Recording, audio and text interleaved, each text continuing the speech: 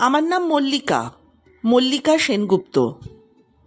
খবর পেলাম আমার প্রাক্তন শাশুড়ি আমাকে ডেকেছেন। আজ কদিন নাকি তার কথাও অস্পষ্ট হয়ে গেছে। মাসখানেক শয্যাশায়ী থেকে বড়ই ব্যাকুল হয়ে পড়েছেন নাকি আমার সাথে দেখা করার জন্যে। আমার বর্তমান স্বামী সাধন সেনগুপ্ত। সে আমায় বলল, চলো তুমি, আমি তোমাকে নিয়ে যাব। সাধন বড়ই ভালো, এক উদার হৃদয়ের মানুষ। দুই ছেলেকে সঙ্গে করে পৌঁছলাম আমি প্রাক্তন শ্বশুর বাড়ি। সেই একই রকম রয়ে গেছে বাড়িটা। বাড়ির মুখে বড় শিউলি গাছটা এখনো আছে দাঁড়িয়ে, ঠিক যেমন ছিল আগে। দরজা খুলে ঘরে ঢুকতেই দেখি বিছানায় শয্যাশায়ী, চোখ কোটরে ঢোকা, শীর্ণদেহী এ কে? চমকে উঠলাম দেখে। সেই বড়সড় চেহারা, সেই দাপট, তেমন জ্বলন্ত চাহনি, কোথায় সব? আমার সবটাতেই যে দোষ দেখতে পেত। আমার কোনো কাজেই সে খুশি হতো না। আমার সন্তান হয় না তাই আমাকে বাঁজা, আমার চেহারা খারাপ তাই আমাকে নানান রকমভাবে কটাক্ষ করতে কোনো সময় বাদ দিত না। আমার রান্না খারাপ, আমার ঘোমটা যদি একটু খুলে যেত, ব্যাস আমার চরিত্র তুলেই প্রায় কথা বলে উঠত। আমার বাবা মাকে তুলে গালবন্ধ করত। উঠতে বসতে তার মুখ ঝামটা আমার নিত্য দিনের ঘটনা ছিল। আমার স্বামী, সে সর্বদা মুখে কুলুপ। উনি মায়ের ওপর কথা বলতে জানেন না, উনি মায়ের কথার প্রতিবাদ করতে পারেন না। ওনার মত ছিল, মা যা বলছে সে সবই সঠিক।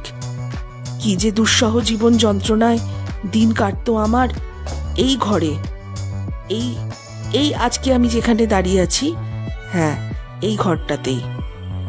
ভাবতে ভাবতে যেন মল্লিকা ঠিক আগের দিনগুলোতে ফিরে গেছে। চোখের সামনে জলছবির মতোই সব যেন ধীরে ধীরে জীবন্ত হয়ে উঠতে শুরু করলো। হঠাৎই ঘোর কাটল এক মোটা সোটা কালো মেয়ের ডাকে। দিদি জল খাও বলে একটি প্লেটে কয়েকটা বাতাসা আর একটা স্বচ্ছ কাঁচের গ্লাসে এক গ্লাস জল নিয়ে আমার সামনে দাঁড়িয়ে আছে। আর একটা প্লেটে আরো কয়েকটা গুজিয়ার মতন নিয়ে এসেছে। আমার দুই ছেলের মুখের সামনে তা ধরেছে মেয়েটি। আমি চেয়ে রইলাম তার দিকে, কিন্তু আমি চিনতে পারলাম না।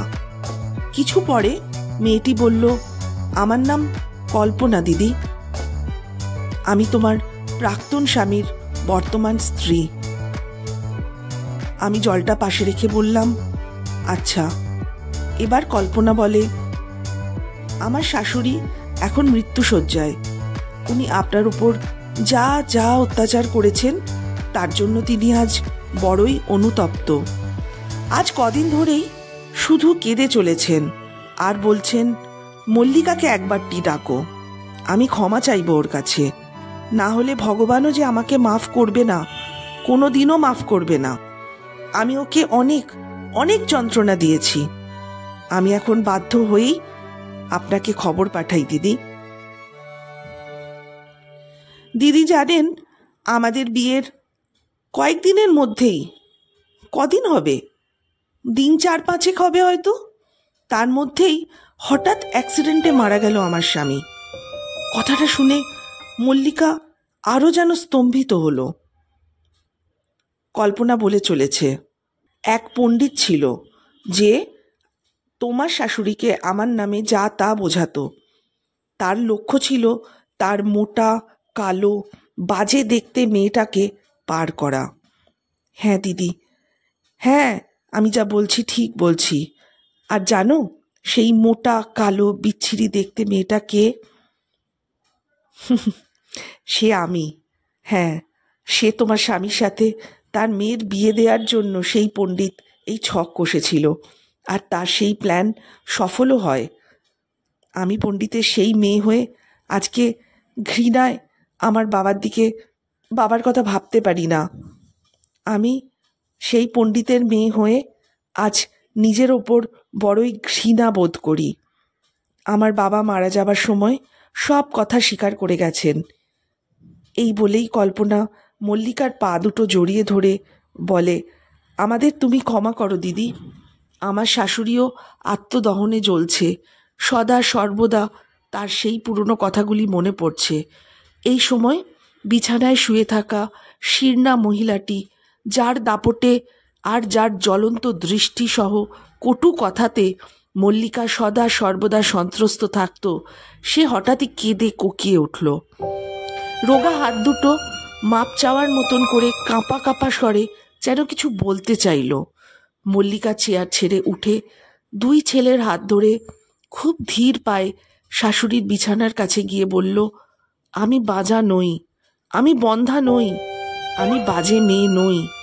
এই দেখুন আমার দুই ছেলে। শাশুড়ি আবারও কেঁদে চলেছে। মল্লিকা বলল, আপনি কাঁদবেন না, ভালো থাকুন, সুস্থ হয়ে উঠুন। বলতে বলতে মল্লিকা ছেলেদের হাত ধরে দরজা পেরিয়ে সোজা রাস্তায়। রাস্তার পাশেই মল্লিকার বর্তমান স্বামী সাধন দাঁড়িয়েছিল। মল্লিকা ছুট্টে এসে সাধনের বুকে মুখ রেখে ভেঙে পড়ল কান্নায়। এত দিনের জমে থাকা ক্ষোভ, দুঃখ, যন্ত্রণা, বিষাদ, ব্যথা, বেদনা সব সব যেন ওই চোখের জলের ধারা হয়ে হুড় হুড় করে বেরিয়ে এলো আর ভিজিয়ে দিল সাধনের বুক। যেন মল্লিকার সব দুঃখ সাধন নিজের বুকে মুছে নিল। সাধন কিন্তু মল্লিকাকে কান্না থামাবার জন্য একবারও বলল না, শুধু মল্লিকার মাথায় হাত বুলিয়ে দিতে লাগলো। আর মল্লিকার সেই সাধনের স্পর্শকে যেন মলম মনে হলো।